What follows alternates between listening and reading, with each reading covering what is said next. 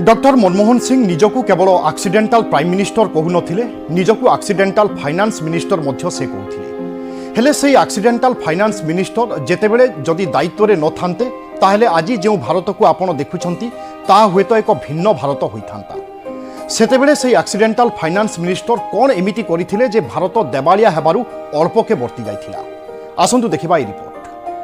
Narasimha Rao ji said, "No, you go and get dressed up and come for the swearing-in ceremony." So that's how I became the finance minister. People say I was accidental prime minister. I was also accidental finance minister.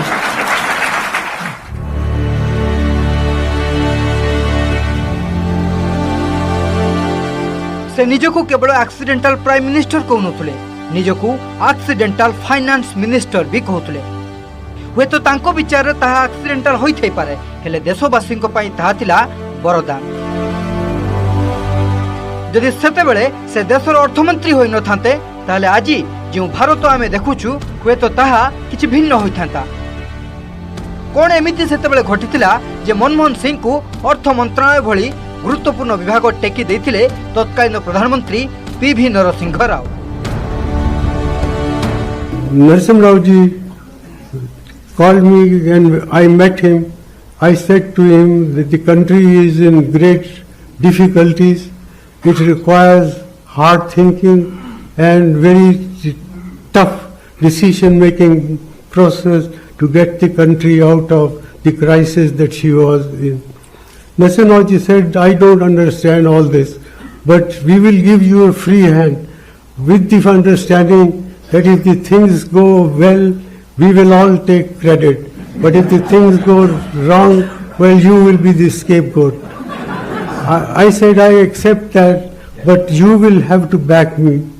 And Narasimha Rao ji did back me on every stage. 1991 भारतीय अर्थनीति रे गुरुत्वपूर्ण मोड़। देश में वैदेशिक मुद्रार घोर संकट, आय ठारो व्यय बहु गुणा अधिक, विशाल वित्तीय नियंट, आंतर्जातिक मुद्रा पांठिर सहायता लोडिला भारत। सुना बंधा रखी पांठि जोगाड़ करने को पड़ा। कहवाकू गले भारत देवालिया हेबा रास्तार पहुंचीला। सेतेबेले सेही संकटर मुकाबिला पई आगे आसिले तत्कालीन प्रधानमंत्री पीवी नरसिंह राव और अर्थमंत्री डॉक्टर मनमोहन सिंह। उभय एमिति नीति प्रणयन कले जहाँ केवल अर्थनैतिक संकट दूर कलानी, बरं भारत को विकास नुआ रास्ता देखाइला। मनमोहन सिंह को आर्थिक उदारीकरण नीति देशर अर्थव्यवस्था को पुणी ट्रैक को आनिला।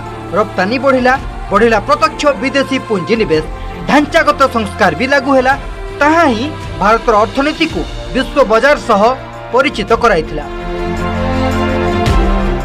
भारत वर्ष जो खूब खराब स्थिति रे थिला 1991 मसीह से अर्थमंत्री भाव में आसला भारत वर्ष उदारवादी अर्थनीति अनेक समालोचना सत्वे से सामना को आनिले, जहाँ फल आज भारत वर्ष आज एक उच्च कोटीर अर्थनीति पहुँची पारी।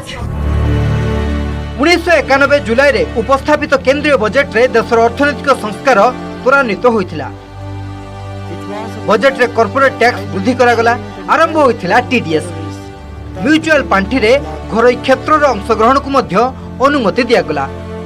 अर्थमंत्री मनमोहन सिंह को दूरदृष्टि फल रे जो संस्कार आसिला ता भारत रे विदेशी पुंजी विनियोग रो बाट खोलिदेला।